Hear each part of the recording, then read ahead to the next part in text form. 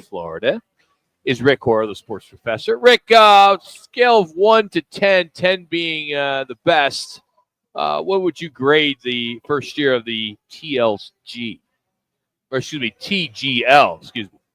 Yeah, TLC is how I've professed my love to you for 20, 25 years, even though you changed the theme music. What kind of music is that? We can play it again. That's some great music. Good tunes. Gets you all excited, doesn't it? You ready to go? We'll get Pink Floyd back. We'll get money back. All right. Well, no, because Pink Floyd is like the symbol of, money in sports for like 4,000 years. So it's better. Okay. It's better to do this. No, I'm actually, I'm painfully criticizing you. So I went to the opening of the TGL, and I went to week 2. I think at the end of the day, it has too many supporters to fail, because that's a great sweet time slot for ESPN. It's before the second marquee basketball game of the Tuesday, before March Madness. So before they can have 600 to 800,000 viewers and not call it a failure. They're a TV partner. Tiger and Rory are with it. That said, there are a lot of people who don't like the idea of hitting a ball into a screen 50 yards away and watching that. But especially, when I hit my shots off a little bit, they're in the rough, but they don't fall into a 3,000-foot molten lava pit. It's a very interesting gimmick. Let's call it a gimmick. It's another way to expand golf, which is really important. And I just got back from New Zealand. Thank you very much. I was there for 10 days. And frankly, one of the things that people ask, as far away as that is what do you think of this cool event? Because they show it on Sky and they show it on replay. And as far as international awareness, it's a home run. Can I ask you real quick about New Zealand? Is rugby, is that number one there? Well, yeah, but New Zealand has more golf per capita than any other country in the world. Wow. The courses are incredible, 400 golf courses, 5.2 million people. And I was there giving some speeches. So from the IRS perspective, rack the part up that says I'm giving speeches. For the rest of the people, about 6 rounds of golf in the most beautiful courses I've ever played. It's like Pebble Beach on steroids, if that's possible. Wow. And it was just incredible. The people were nicer than they are anywhere in the U.S., and they are focused on rugby. I was there also to do a little bit of consulting work with an All Blacks rugby stadium that they are attempting to rebuild with Eden Park, the current stadium. Ironically, it's the same time where the All Blacks team lost to an Australian team in Vegas. So it's funny that they're watching rugby in Vegas while I'm there. But it was just it was an amazing experience as a bucket list thing, like Uzbekistan in the summer last year. And in my rapidly advancing age, it's one of those places you go and you realize it's special because you're probably not going again. Rick, it looks like the ACC has settled with Clemson and Florida State. They've reduced their exit fees, if you will, from $765 to $100 and some million. Looks like Clemson and Florida State will stay with the settlement. Was this basically Clemson and Florida State the tail wagging the dog to force the issue with the ACC? Well, there were arguments on both sides, legitimate ones, which means if something like that ever gets to a jury, you've already spent millions of dollars in legal fees. And as a lawyer, I can tell you when the legal fees get almost as expensive as the amount they're fighting for, they're going to settle. And college football has enough to worry about, especially with each conference, where it's good to know maybe, probably that's off the checklist. And now we worry about the other big legal issue, which is the settlement of the House case and how much money is actually going to be paid by each athletic department. That's a bigger deal than just the ACC, Florida State, Clemson issue. Rick Horrow is our guest on the Right Toyota guest line. Rick, the big trade in the NBA featured Luka Doncic leaving Dallas and headed to the Los Angeles Lakers. Before that took place, a lot of the ratings for the NBA were really declining. All of a sudden, the interest is back. Is it just that deal or Jimmy Butler to Golden State? Or can you get your finger on it, how all of a sudden interest again is beginning to peak in the NBA? Combination of those things. And by the way, that was a brilliant question, the way you put that all together. You guys, the guys who are listening and are kind of quiet, your number 2 and number 3 guy, they may be Wally Pitt. This may be the Jimmy B show with a couple of honchos there next to it. That continues to be the right kind of question. So I will answer it by telling you that it's a combination, which is always the brilliant way to answer a question like that.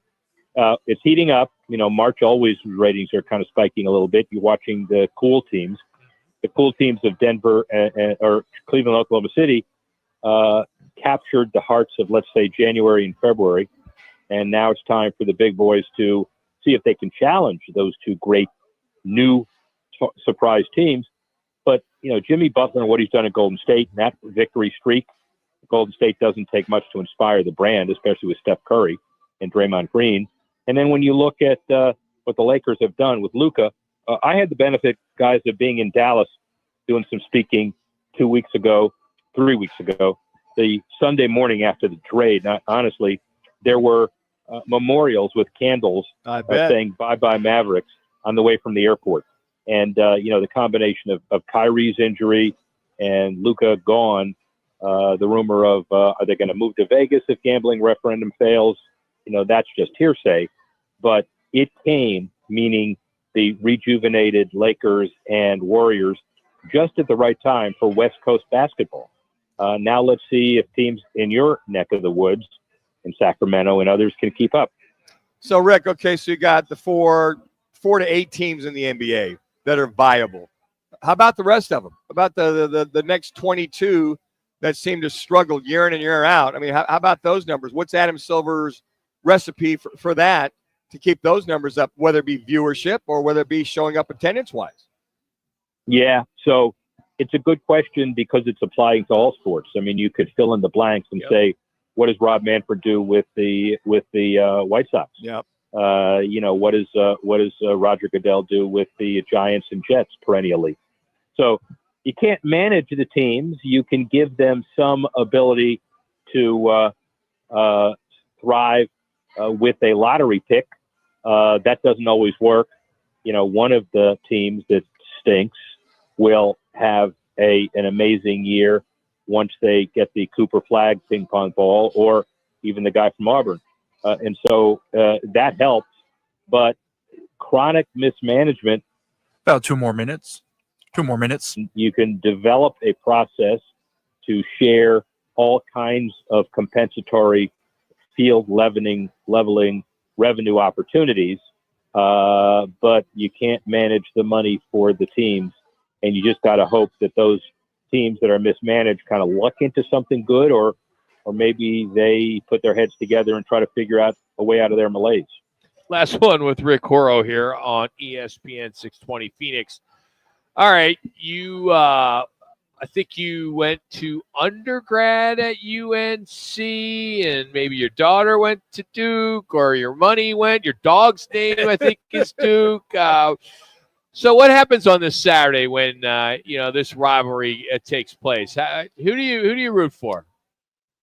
Well, first of all, get it at least a little better than you butchered that one. Okay. So undergrad at Northwestern, law school at Harvard, one daughter Duke, one daughter North Carolina, dog Duke.